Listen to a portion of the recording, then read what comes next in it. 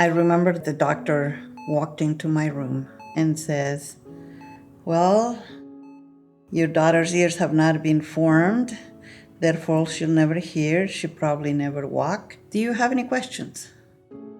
I had nothing to say. Everything was going in my mind, everything was just not knowing what to do. In my country, it's believed that God has punished you for something you did.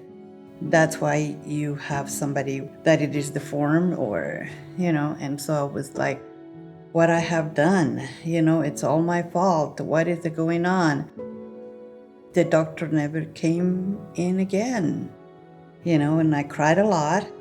It was just terrible, and when I got home, I didn't know what to tell her sisters, which they were little.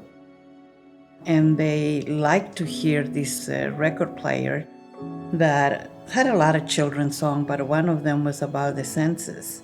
It says, the ears are for hearing. What a funny looking head will that be if you didn't have ears? I got that record and I broke it. And I said, this is not good.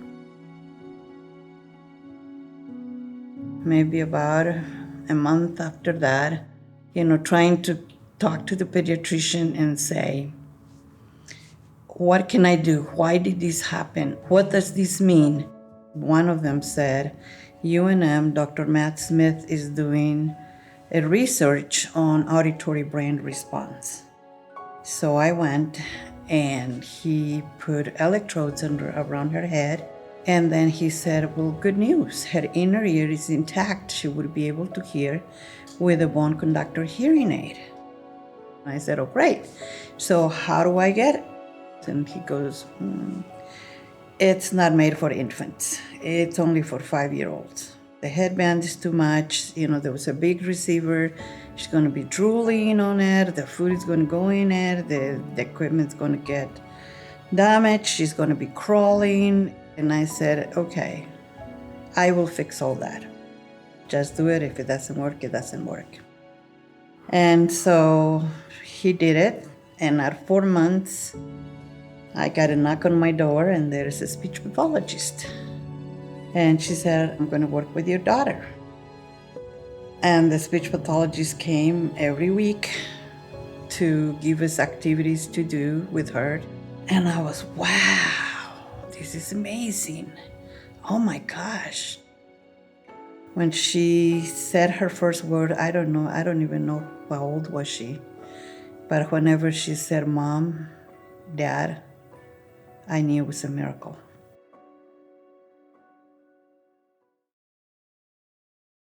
I didn't really know what the challenges were growing up. I only knew what I was experiencing, and it just felt really hard to relate to people. I didn't realize people didn't have head pain growing up. Like the first hearing aids that I had, it's a bone conduction hearing aid, and it was a headband that went over. It was fatiguing because it wasn't the best hearing aid, and it had to press hard, and sometimes I would press it harder because I still couldn't hear. As soon as I got home from school, I would take it off, and I would just zombie out for like the rest of the afternoon and try not to talk to people, try not to look at people. It's just something so that I'm not required to have to expend so much energy just to interact or understand. I felt a lot of depression. It was really hard because I didn't know why it was so hard. And it seemed, compared to my peers in school, that it was much easier for them to learn. So with very small classes and the same peers, I developed a routine. I would sit in certain areas and sit away from certain students. And because I really wanted to do well in school, I would just try and set myself up for success. I didn't know that I had a speech therapist. I never saw her. She never talked to me. She just checked my grades, talked with the teachers, asked my mom how I was doing, and that was it, right? So they didn't know that I was struggling. Like I was having a really hard time listening. But I mean, like my family was doing what they could, right? My mom was working multiple jobs, and so was my dad. And it's one of those situations where you don't know what you could be doing to support. Nobody knew how hard it was for her to do. I cannot take credit of her success. She taught herself how to communicate with people, how to change the intonation in her voice by watching videos over and over and over. And she started looking for facial expressions, sounds. She's just a fighter.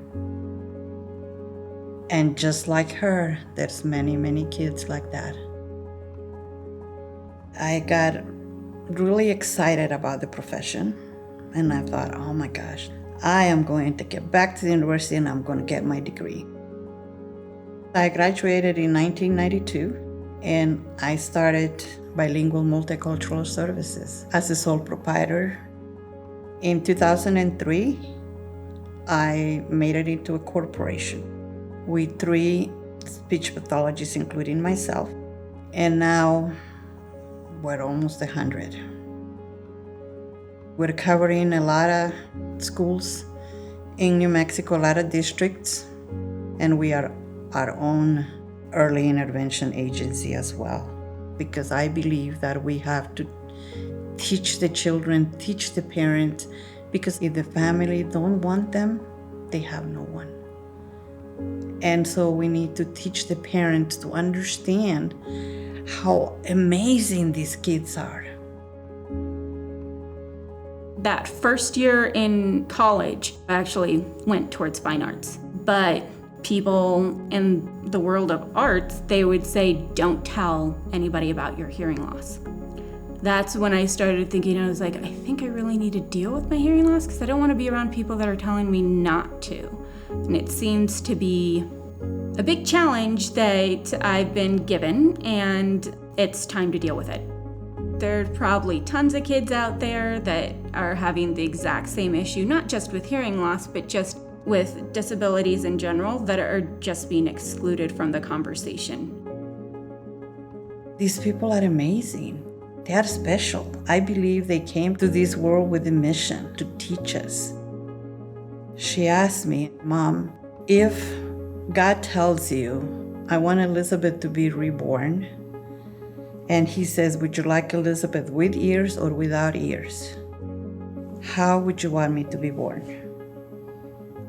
And I told her, without ears. She got mad.